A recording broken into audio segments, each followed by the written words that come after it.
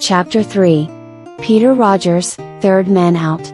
Peter only saw Lenore twice during the summer, both times at church. She always seemed to be with Chuck and seemed very happy. Peter stayed home most of the time. He rarely left his room except to eat and attend worship services. He avoided the streets where Lenore and Chuck lived. He avoided places where he might run into them. He walked in a fog and a dream. He still loved Lenore and still wished. It came time to begin football practice, and he could no longer avoid seeing them. At the first practice, Chuck's mom took the three to the high school gym and promised to pick them up after practice. Peter went into the gym to find out where they should go for their meeting with the coaches. Inside, Peter found the head coach, Mr. Burdock, waiting in the locker room. Peter asked where they were going to meet, and Coach Burdock told him in the gym so that Lenore could attend. Peter went back out to Chuck and Lenore and told them where they were supposed to go. He waited there for the other players to arrive and told them where to go. The coaching staff made sure that the girls' locker room was open for Lenore. Peter took the uniform to her and waited for her to come out. Once again, when Peter saw her in full uniform, long blonde hair falling down her back, he thought she was absolutely beautiful. He could only stare and gulp. She smiled at him. "What's the matter, Pete?" "Nothing. I just see a gorgeous girl." Lenore was flattered and said so, "Thank you, Peter Rogers." Peter interrupted, "Two names, this must be serious." She laughed, "Yes it is. I love to hear you say things like that." During the tryouts, Lenore experienced the same thing she had when she tried out at Grand Lake. Her intended receivers purposely missed catching the ball. Coach Burdock called everyone to the bleachers and read them the riot act. He pointed to two senior backs who had been the team's primary receivers in the past several years. Both had been named Most Valuable Player in previous years. "You two, if you ever deliberately fumble or miss Lenore's pass again, you're off the team." It so happens that this young lady was the spark plug of the Grand Lake football squad, having 2 winning seasons, taking the championship both years undefeated. "I want people willing to play a team sport and not a couple of hot dogs. Now," pointing to the two, "she is going to target you again. You had better catch it." The team took to the field again, and Lenore threw the ball to one of those hot dog backs. He still failed to catch the ball. Coach Burdock told him to hit the showers. He was off the team. The young back couldn't believe what he heard, then it sunk in, and he turned and began his long slow trek to the locker room. Lenore watched a moment and then said, "Coach, I don't want to be the cause of his being thrown off the team. Would you give him a second chance?" The coach called the senior back. "Lenore wants us to give you another chance. Can you be a team player?" "Yes, I can, I will. I've learned my lesson." "You mean what you say? You doubted?" Lenore threw a dozen more passes, and they were caught every time. This time, the boys knew that the coach was serious as any man could be. They knew their football careers would be cut short if they failed to do as instructed. Coach Burdock truly wanted a football team and not a group of prima donnas. At the end of the tryouts, Coach Burdock announced the tentative assignments. All the freshmen were assigned to the B squad, except for Chuck and Lenore. Chuck was assigned as the second-string varsity quarterback, and Lenore was assigned as the first-string place kicker and reserve quarterback. With that, the session was over. Chuck's mom picked the three up and drove them home. She let Peter off first and then took Lenore home. Peter went up to his room all the time imagining Lenore, and Chuck hugging, and kissing, and wishing he was in her arms instead. The three of them studied together as they had during junior high. Peter, Lenore, and Chuck had carefully ensured that they were in the same classes. Peter again translated difficult concepts for the other two and explained them in simple words. When it came to doing the actual work, like algebra problems, everyone was responsible for their own work. They studied, in the same manner they had for the past years. Mondays and Wednesdays, they had dinner together and studied at Peter's home, then Tuesdays and Thursdays at Lenore's home. They studied until they completed all the work or until 8 in the evening. Then Chuck's mom would come and pick him up, and Lenore's mom or dad would pick her up. On the evenings they studied at Lenore's home, Peter often opted to walk home. As he walked, he would dream of some future, happier time. His love for Lenore had never diminished since the 6th grade. His loneliness grew each day, and so did his melancholy dreams of Nori. Chuck had taken his Saturdays with her. He had taken his time in church, Sunday school, and choir. Peter still hid in an unused room in the church during the Sunday school hour to avoid seeing Lenore and Chuck together. He usually sat in the back of the church again to avoid seeing them together. There was nothing left for Peter to hold on to except for the time they spent in serious study. Peter grew to hate every other moment he had to be with them both. Their football season started out much like their junior high days. During the first game, as the score was tied into the last quarter, their opponents made a desperation field goal going ahead by 3 points with 5 minutes left in the game. Chuck gave the coach the same plan he had used in the first game in junior high. Lenore was to walk out onto the field carrying her helmet, allowing the opposition to see that she was a girl.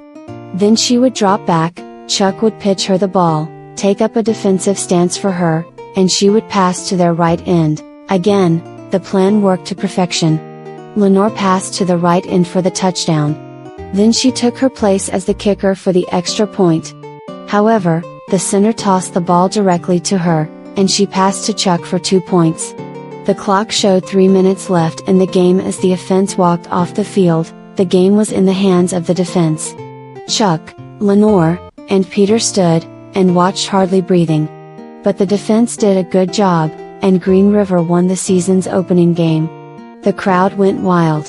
In the gym, Lenore quickly showered, and changed, and then went into the gym proper to wait for the boys to get done.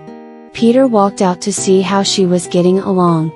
Several players from the other school were walking toward her until they spotted Peter, and then they headed out to their bus. Peter laughed out loud. She looked at him and asked what was so funny. "I don't know what those guys had on their minds, but they sure looked funny when they saw me.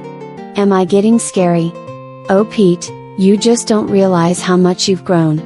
You're not the skinny little kid you used to be. You're pretty big these days. And pretty good looking too." That night Peter wished and dreamed about Lenore. He felt the whole world pressing down on his heart. He thought about their trip to Disneyland, and wondered if he would ever be that happy again. He whispered to the darkness, "Oh Nori, if you only knew how much I love you." The next big social event in the lives of these high schoolers would be the homecoming dance. Peter knew that he just as well not ask Lenore because Chuck took up her time. Then Lenore suggested that he ask one of their old classmates from the 6th grade, Barbara Holden. She had always been nice and had never really tortured him. Peter was very reluctant to ask anyone, after all, who would want to be seen with Peter the Geek? But Lenore and Chuck kept after him, and finally, he allowed himself to be convinced that things had changed, and Barbara would probably say yes. Monday came, and Barbara was in their homeroom, and so, Peter screwed up his courage and approached her. "Barbara, would you go to the homecoming dance with me?" "Oh, I'm sorry Peter, I already have a date. But thank you for asking." Except for Lenore and Chuck, this was the nicest anyone had ever been, the nicest letdown he had ever gotten. Oh well, it didn't hurt to ask, he thought. It was during the passing time between 5th and 6th period. As he turned a corner, he saw Barbara and 2 of her girlfriends talking, and he overheard Barbara laughing. "Can you imagine, Peter the Geek, asking me to the homecoming dance? I guess it was a mistake all this time being nice to the little twerp." Peter turned around and went in the opposite direction, her words ringing in his ears. "Peter the Geek, Peter the Geek, Peter the Geek, little twerp, Peter the..." He stepped into a boy's room, and washed his face, and rubbed it hard with a paper towel. Then he ran to his next class. When he got on the bus, he told Chuck and Lenore that he wasn't feeling well and thought he would skip the study time. Could they study at her house today? His 2 friends agreed, and that was that. Peter got off the bus, walked to his house, went upstairs, and went to bed. He lay there in a fetal position crying, wishing he were dead. Peter kept asking himself, "What have I done to deserve this? What? Peter convinced his mother that he was feeling too sick to go to school. On Friday, Lenore knocked at his door and asked to come in. Peter had no excuse to keep her out, so he let her in. "What do you want, Lenore?" "Pete, what's the matter? You haven't been in school all week." He tried to think of some excuse, but Lenore broke in, "Don't try to tell me some lie. I know you, Peter Rogers." His eyes grew wide. "Oh, 2 names. This is serious. Don't try to make light of this, Peter Rogers, something bad happened.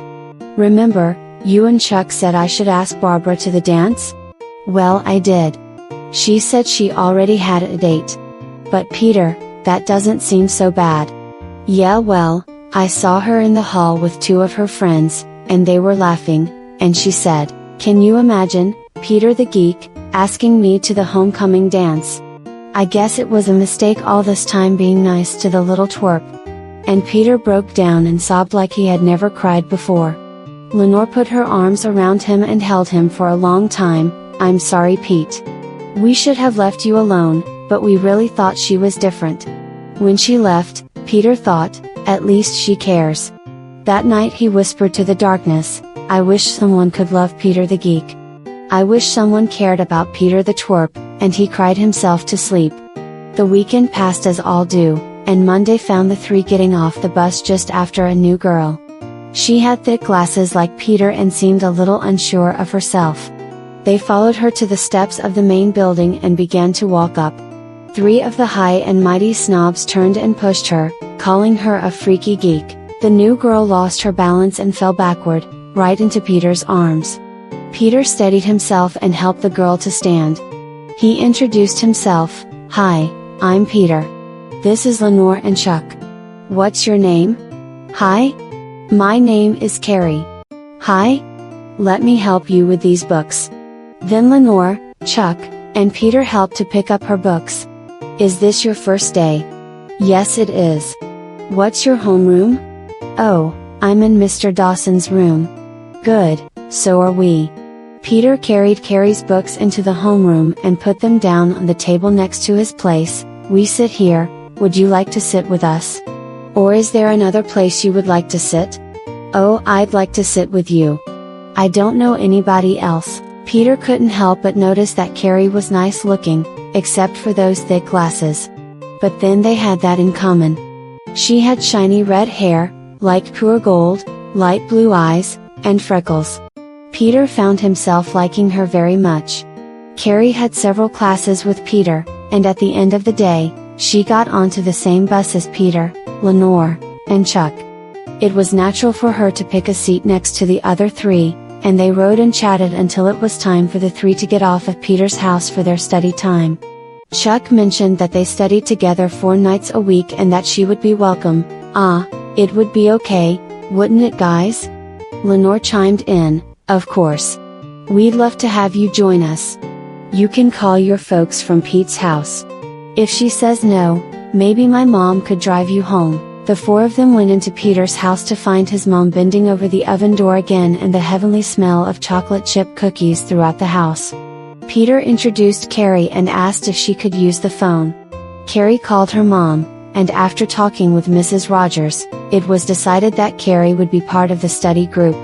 At the end of the study time, Peter looked at Carrie and wondered if she would dance with Peter the geek. He stood, and walked around to where she was, and touched her hand. "Carrie, Carrie smiled, "Yes, Peter." "Well, Yes, Peter." "Carrie, would you go to the homecoming dance with me?" "Yes, Peter." "Really, I have to ask my mom, but I would love to go to the dance with you." About that time, Lenore's dad, Chuck's mom, and Carrie's mom arrived to take their kids home. Carrie and Peter went to the living room, where everyone was introduced. Then Carrie turned to her mother, "Mom, Peter has asked me to go to the homecoming dance with him. Can I?" "Well, Peter seems like a well-behaved young man, I guess it will be okay." "Oh, thank you. Peter, I can go." "That's great. Well, it's not until next week. I'll let you know when we'll pick you up." "Okay." Everyone left, and Peter fairly floated to his room. He found himself really liking Carrie.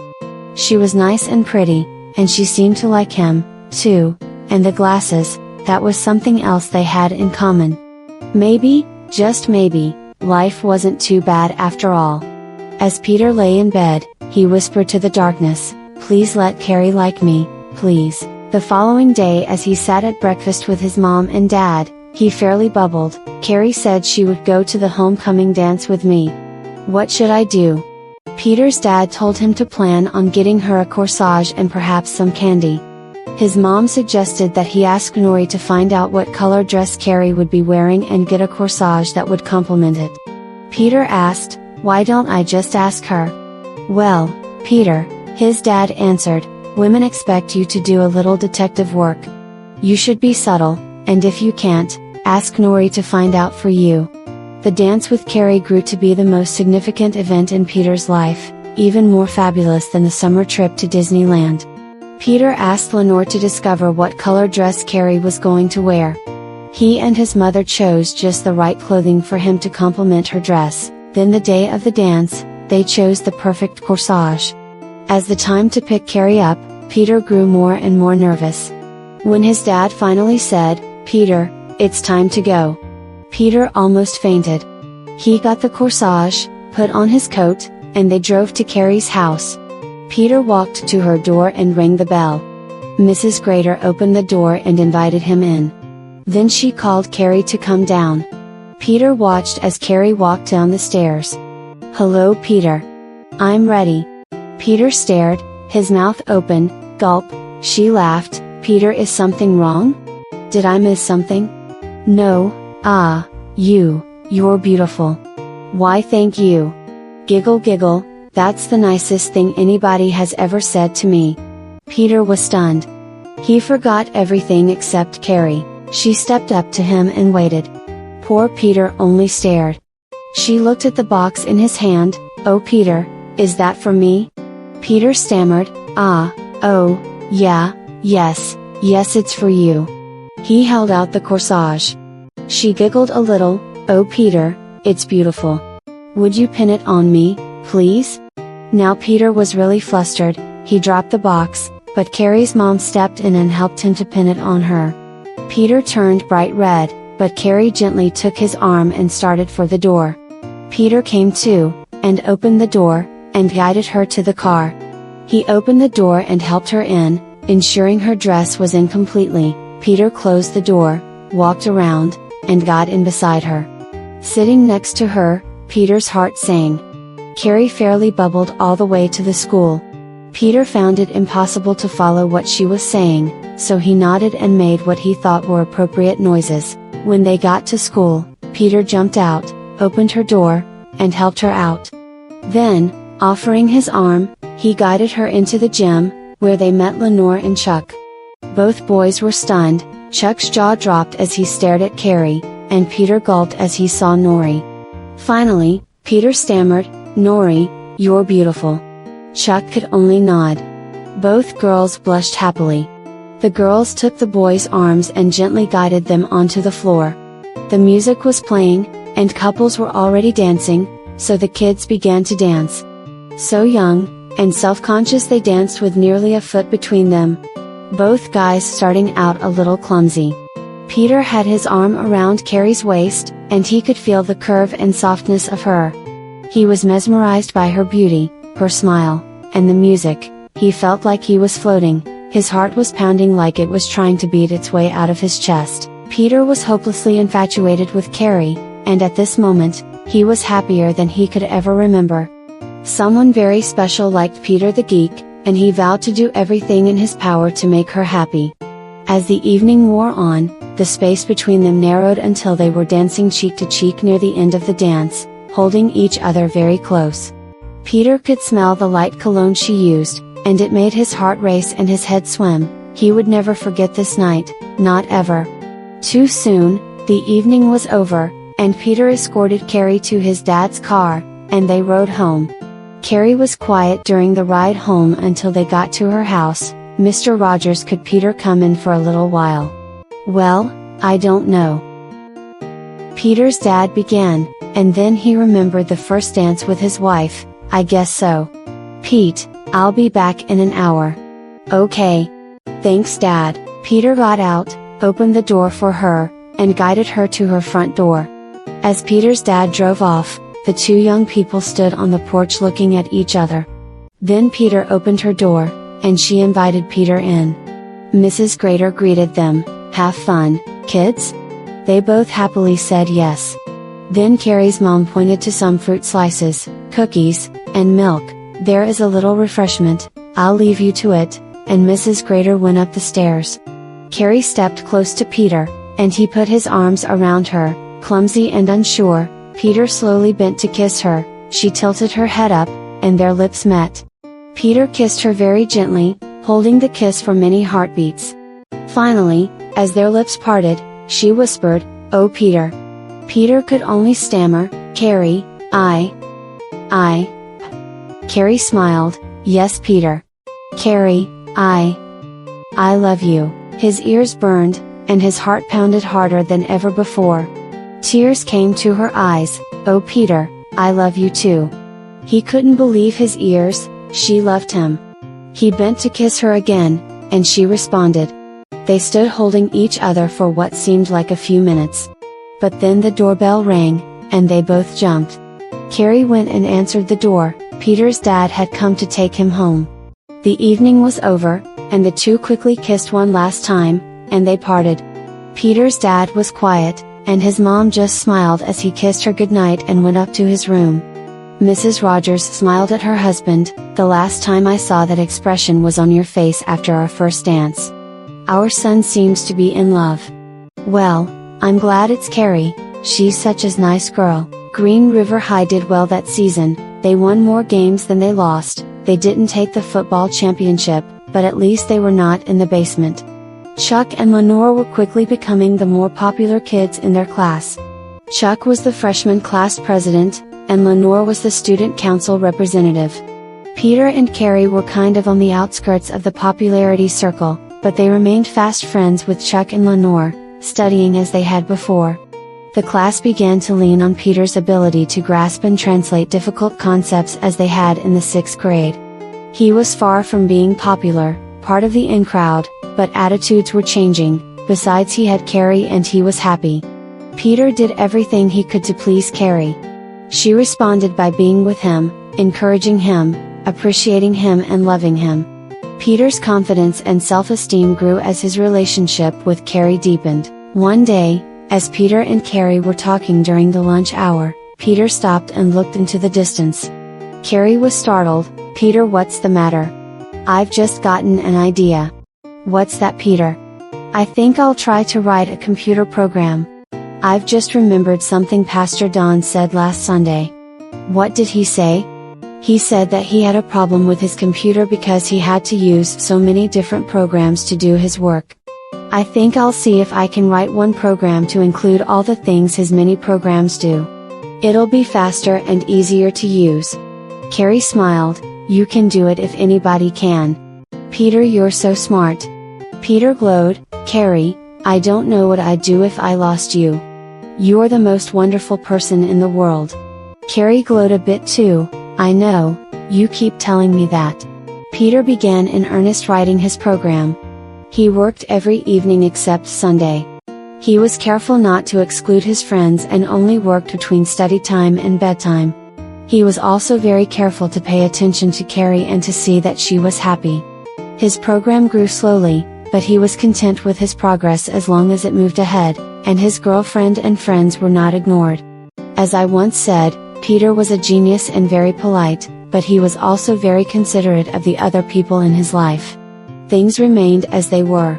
Chuck and Lenore were the football heroes, class presidents, and most popular kids in school. Peter and Carrie continued to work and play together, growing closer and closer. In their sophomore year, Green River almost took the championship, missing the mark by only 5 points. In the last game of the season, Green River had 2 touchdowns for 12 points, their opponents had 2 touchdowns with extra points for 14. In the last 5 minutes of the game, Lenore put Green River ahead by 1 point with a 35-yard field goal, 15 points.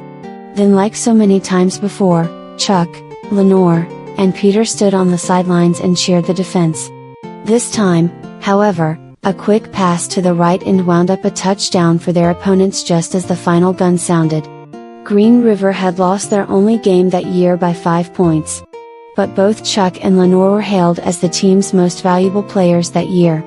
During the summer between their sophomore and junior years, Peter and Carrie underwent laser eye surgery. The procedure was very successful, and they needed to wear only light glasses, but could do well without the glasses in most cases. Both Peter and Carrie had grown quite a bit, and by the beginning of their junior year, both were exceptionally good looking. Their biggest problem was overcoming the many years of believing themselves to be geeks. In their junior year, Peter decided to compete in swimming. He had always been a good swimmer. Green River had never done well in the swimming competition, and so it was not too surprising that very few of their classmates showed any interest in the swimming team. However, Peter proved to be a very powerful swimmer. He competed in every event including diving. It didn't take long for Peter to float to the top of the league as a world-class swimmer. It was even thought that perhaps he should try out for the Olympic team the next year. He had broken just about every league record in speed and class in swimming and diving. One day the swimming competition was held at the Green River pool, and as Peter prepared to enter the water, he noticed that the bleachers were packed. It seemed that everyone in school had heard that Peter was a force to be reckoned with in this competition. As Peter walked out of the locker room, in a brief Speedo, he heard a noise from the assembly. When he looked, he saw many of his classmates with looks of pure astonishment. Peter looked like a young weightlifter. He was really quite handsome since he no longer had to wear those thick glasses. Peter walked away with every award possible at that meet. Suddenly, Peter was no longer on the outside looking in, he had become one of the inner circle. Still, Peter had many years of abuse, belittlement, criticism, and in some cases outright hatred to overcome. He still thought of himself as Peter the Geek. His work on his computer program progressed, and by the end of their junior year, Peter was ready to have Pastor Don try it out. Pastor Don worked with the program during the entire summer break, and just before the beginning of their senior year, he told Peter that the program was perfect. Then he said that Peter should consider trying to market the program. They decided to call the program, the Integrated Computing Workstation. Peter and Pastor Don worked on getting the copyright for the program, and after the applications were filed, they tried to get a number of companies interested. They tried several major software companies, and a couple of small companies, and yet no one was interested. Rather than being disappointed, they decided to try and market the program themselves, forming their own company called the Integrated Software Company. Pastor Don, Mr. Barnett, the Grader family, the Johnson family, the Swanson family, and the Rogers mortgaged their homes, emptied savings accounts, and borrowed to invest in TISC. They advertised in Christian and computing magazines, and the orders came rolling in. Within 6 months, those who had invested in TISC had paid back every dime they had borrowed, paid off their mortgages, and returned every cent to their savings. TISC was a success.